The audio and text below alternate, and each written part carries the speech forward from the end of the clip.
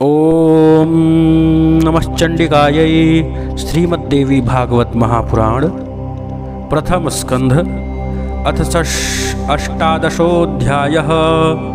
सूत उवाच श्रुत्वा स्तमागतं राजा मंत्रिभिः सहितः शुचिः पुरः पुरोहितं कृत्वा गुरुपुत्रं समभ्यगात्। सूत जी बोले, सुखदेव जी को आया हुआ सुनकर पवित्र आत्मा राजा जनक अपने पुरोहित को आगे करके मंत्रियों सहित उन गुरुपुत्र के पास चले गए। महाराज जनक ने उन्हें बड़े आदर से उत्तम आसन देकर विधिवत सत्कार करने के पश्चात एक दूध देने वाली गऊ प्रदान करके उनसे कुशल और क्षेम पूछा।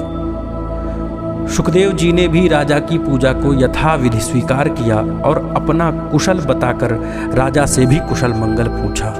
इस प्रकार कुशल प्रश्न करके सुखदायी आसन पर बैठे हुए शांत चित्त वाले व्यासपुत्र सुखदेव जी से महाराज जनक ने पूछा कि हे महाभाग, मेरे यहाँ आप निष्प्रिय का आगमन किस कारण हुआ? हे मुनिश्रेष्ठ, उस प्रयोजन को बताइए।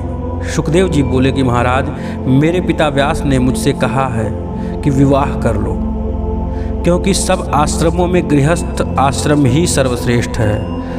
गुरु रूप पिता की आज्ञा को बंधन मानकर मैंने उन्हें स्वीकार नहीं किया।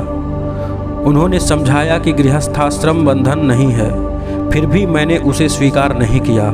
इस प्रकार मुझे संशय युक्त चित्त वाला समझकर मुनिश्रेष्ठ व्यास ने तथ्य युक्त वचन कहे कि तुम मिथिला चले जाओ, खेद न करो, वहाँ राजर्षि जनक रहते हैं। वे याज्ञिक एवं जीवन मुक्त राजा हैं। संसार में विदेह नाम से विख्यात वे वहाँ निष्कंटक राज्य कर रहे हैं। हे पुत्र, महाराज जनक राज्य करते हुए भी माया के जाल में नहीं बंधते, तब हे परंतप, तुम वनवासी होते हुए भी क्यों भयभीत हो रहे हो? उन नृपश्रेष्ठ विदेह को देखो और अपने मन में उठते ही मोह का त्याग करो। हे महाभाग, विवाह करो, अन्यथा जाकर उन राजा से ही पूछो। वे राजा तुम्हारे मन में उत्पन्न संदेह का समाधान कर देंगे। तत्पश्चात हे पुत्र, उनकी बात सुनकर तुम शीघ्र ही मेरे पास चले आओ। हे महाराज, मैं उन्हीं के आदेश से आपकी पुरी में आया हूँ। हे राजेंद्र, हे अनघ, मैं मोक्ष का अभिलाषी हूँ, अतः जो कार्य मेरे लिए उचित हो वह बताइए। हे राजेंद्र, तप, तीर्थ, व्रत, यज्ञ, स्वाध्याय, तीर्थ सेवन और ज्ञान, इनमें जो मोक्ष का साक्षात साधन हो वह मुझे बताइए। जनक जी बोले कि मोक्ष मार्गावलंबी विप्र को जो करना चाहिए उसे सुनिए। उपनयन संस्कार के बाद सर्वप्रथम वेद शास्त्र का अध्ययन करने हेतु गुरु के सानिध्य में रहना चाहिए। वहाँ वेद वेदांतों का अध्ययन करके दीक्षांत गुरु दक्षिणा देकर वापस लौट मुनि को विवाह करके पत्नी के साथ गृहस्थी में रहना चाहिए। गृहस्थाश्रम में रहते हुए न्यायोपार्जित धन का अर्जन करे, सर्वदा संतुष्ट रहे और किसी से कोई आशा न रखे। पापों से मुक्त होकर अग्निहोत्र आदि कर्म करते हुए सत्य वचन बोले और मन वचन कर्म से सदा पवित्र रहे। पुत्र पौत्र हो जाने पर समयानुसार वानप्रस्थ आश्रम में चला जाए। वहाँ तपश्चर्या द्वारा काम, क्रोध, लोभ, मद, मोह और मात्सर्य, इन 6 शत्रुओं पर विजय प्राप्त करके अपनी स्त्री रक्षा का भार पुत्र को सौंप देने के पश्चात वह धर्मात्मा सब अग्नियों का अपने में न्यायपूर्वक आधान कर ले और सांसारिक विषयों से भोग से शांति मिल जाने के बाद हृदय में विशुद्ध वैराग्य लेकर चौथे आश्रम का आश्रय ले ले। विरक्त को ही संन्यास लेने का अधिकार है, अन्य किसी को नहीं। यह वेद वाक्य सर्वथा सत्य है, असत्य नहीं, ऐसा मेरा मानना है। हे सुखदेव जी, वेदों में कुल 48 संस्कार कहे गए हैं। उनमें गृहस्थ के लिए 40 संस्कार महात्माओं ने बताए हैं।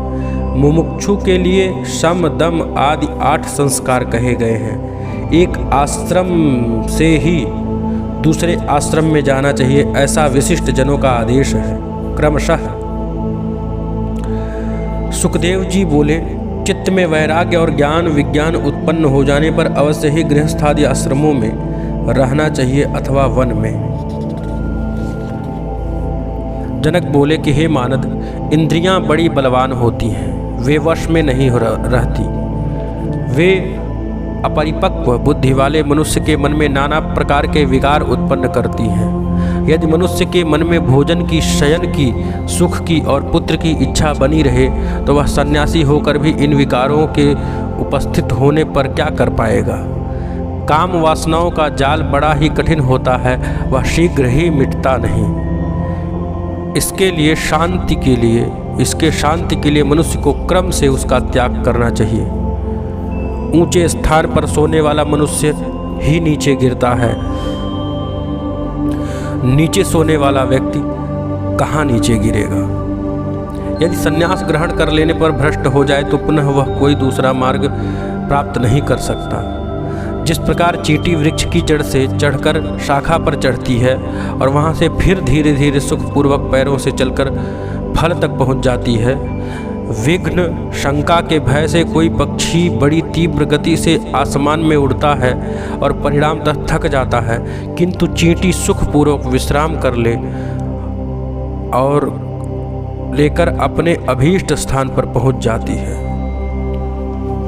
विश्राम करते करते अपने अभीष्ट स्थान पर पहुंच जाती है। मन अत्यंत प्रबल है, यह अजितेंद्रिय पुरुष के लिए सर्वथा अजेय है। इसके आश्रमों के अनुसार ही इसे क्रमशः जीतने का प्रयत्न करना चाहिए। गृहस्थ आश्रम में रहते हुए भी जो शांत, बुद्धिमान और आत्मज्ञानी होता है वह न तो प्रसन्न होता है और न ही खेद करता है। वह हानि लाभ में समान भाव रखता है। जो पुरुष शास्त्र प्रतिपादित कर्म करता हुआ, सभी प्रकार की चिंताओं से मुक्त रहता हुआ, आत्मचिंतन से संतुष्ट रहता है, वह निसंदेह मुक्त हो जाता है।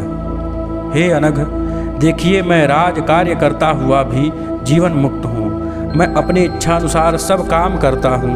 मुझे शोक या हर्ष कुछ भी नहीं होता। जिस प्रकार मैंने अनेक भोगों को भोगा, अनेक कार्यों को किया, फिर भी मैं अनासक्त हूँ और करता रहता हूँ, उसी प्रकार हे अनघ आप भी मुक्त हो जाइए। ऐसा कहा भी जाता है कि जो यह दृश्य जगत दिखाई देता है उसके द्वारा अदृश्य आत्मा कैसे बंधन में आ सकती है। पृथ्वी, जल, अग्नि, वायु एवं आकाश, ये पंच महाभूत और शब्द, स्पर्श, रूप, रसगंध, ये उनके गुण दृश्य कहलाते हैं। आत्मा अनुमान गम्य है और कभी भी प्रत्यक्ष नहीं होता। ऐसी स्थिति में हे ब्रह्मन, वह निरंजन एवं निर्विकार आत्मा भला बंधन में कैसे पड़ सकता है। हे द्विज, मन ही महान सुख दुख का कारण है।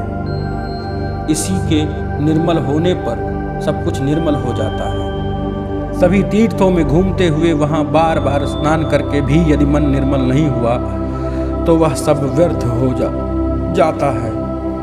हे परंतप, बंधन तथा मोक्ष का कारण यह देह न यह देह है, न यह जीवात्मा है और न ये इंद्रियां ही हैं, अपितु मन ही मनुष्य के बंधन एवं मुक्ति का कारण है। मन एवं मनुष्याणाम कारणम बंध मोक्षयोः। आत्मा तो सदा ही शुद्ध तथा मुक्त है, वह कभी बंधता नहीं। अतः बंधन और मोक्ष तो मन के भीतर है। मन की शांति से ही शांति है। शत्रुता, मित्रता तथा उदासीनता के लिए सभी भेदभाव भी मन में ही रहते हैं। इसके लिए एकात्म भाव होने पर यह भेदभाव नहीं रहता, यह तो द्वैत भाव से ही उत्पन्न होता है। मैं जीव सदा ही ब्रह्म हूँ, इस विषय में और विचार करने की आवश्यकता ही नहीं है। भेद बुद्धि तो संसार में आसक्त रहने पर ही होती है। हे महाभाग, बंधन का मुख्य कारण अविद्या ही है। इस अविद्या को दूर करने वाली विद्या है। इसलिए ज्ञानी पुरुष को चाहिए कि वे सदा विद्या तथा अविद्या का अनुसंधान पूर्वक अनुशीलन किया करें। धूप के बिना छाया के सुख का ज्ञान कैसे हो सकता है, उसी प्रकार अविद्या के बिना विद्या का ज्ञान कैसे किया जा सकता है। गुणों में गुण, पंचभूतों में पंचभूत तथा इंद्रियों में विषयों में इंद्रियां, इंद्रियों के विषयों में इंद्रियां स्वयं रमण करती रहती हैं। इसमें आत्मा का क्या दोष है। हे पवित्रात्मन, सबकी सुरक्षा के लिए वेदों में सब प्रकार के मर्यादा की व्यवस्था की गई है। यदि ऐसा न होता तो नास्तिकों की भांति सब धर्मों का नाश हो जाता। धर्म के नष्ट हो जाने पर सब कुछ नष्ट हो जाएगा और सब वर्णों की आचार परंपरा का उल्लंघन हो जाएगा। इसलिए वेदोपदिष्ट मार्ग पर चलने वाले का कल्याण ही होता है। सुखदेव जी बोले कि हे राजन, आपने जो बात कही उसे सुनकर भी मेरा संदेह बना हुआ है, वह किसी प्रकार भी दूर नहीं होता। हे भूपते, वेद धर्मों में हिंसा का बाहुल्य है। उस हिंसा में अनेक प्रकार के अधर्म होते हैं और वेदोक्त धर्म मुक्तिप्रद कैसे हो सकता है। हे राजन, ऐसी दशा में वेदों के मार्ग से मुक्ति कैसे मिले। सोमरसपान, पशु हिंसा और मांस भक्षण तो स्पष्ट ही अनाचार है। सौत्रामण यज्ञ में तो प्रत्यक्ष रूप से सुराग्रहण का वर्णन किया गया है। इसी प्रकार द्यूत क्रीड़ा और अन्य अनेक प्रकार के व्रत बतलाए गए हैं। सुना जाता है कि एक प्राचीन काल में शशबिंदु नाम के एक श्रेष्ठ राजा थे। वे बड़े धर्मात्मा, यज्ञपरायण, उदार और सत्यवादी भी थे। वे धर्म रूपी सेतु के रक्षक तथा कुमार्गामी जनों के नियंता थे। उन्होंने पुष्कल दक्षिणा वाले अनेक यज्ञ संपादित किए थे। उन यज्ञों में पशुओं के चर्म से विंध्य पर्वत के समान ऊंचा पर्वत सा बन गया था। मेघ के जल बरसाने से चर्मवती नाम की शुभ नदी वहां से बह चली। वे राजा भी दिवंगत हो गए, किंतु उनकी कीर्ति भूमंडल पर अचल हो गई। इस प्रकार के धर्मों का वर्णन वेदों में है। हे राजन, मेरी श्रद्धा बुद्धि उनमें नहीं है। स्त्री के साथ भोग को पुरुष सुख प्राप्त करता है और उसके न मिलने पर वह दुखी होता है, तो ऐसी दशा में भला वह जीवन मुक्त कैसे हो सकता है। जनक जी बोले कि यज्ञों में जो हिंसा दिखाई देती है वह वास्तव में अहिंसा ही है, क्योंकि जो हिंसा उपाधि योग से होती है वह हिंसा कहलाती है, अन्यथा नहीं। ऐसा शास्त्रों का निर्णय है। जिस प्रकार गीली लकड़ी के संयोग से अग्नि में धुआं निकलता है, उसके अभाव में उस अग्नि में धुआं नहीं दिखाई देता, उसी प्रकार मुनिवर वेदोक्त हिंसा को भी आप अहिंसा ही समझिए। रागी जनों द्वारा कही गई हिंसा ही हिंसा है। जो रागी जनों के द्वारा की जाती है वही हिंसा हिंसा है, किंतु अनासक्त जनों के द्वारा किया हुआ हिंसा हिंसा नहीं है। जो कर्म राग रहित तथा अहंकार रहित होकर किया जाता हो, उस कर्म को वैदिक विद्वान मनीषी जन न किए हुए के समान ही मानते हैं। हे द्विजश्रेष्ठ, रागी गृहस्थाश्रम में रहने वालों के द्वारा यज्ञ में जो हिंसा होती है वही हिंसा है। हे महाभाग, जो कर्म राग रहित तथा अहंकार शून्य होकर किया जाता है वह जितात्मा मुमुक्षु जनों के लिए अहिंसा ही है। ओम इति श्रीमद्देवी भागवते महापुराणे अष्टादशसहस्र्यां संहितायां प्रथमस्कन्धे शुकाय जनकोपदेशवर्णनं नामाष्टादशोऽध्यायः। ओम।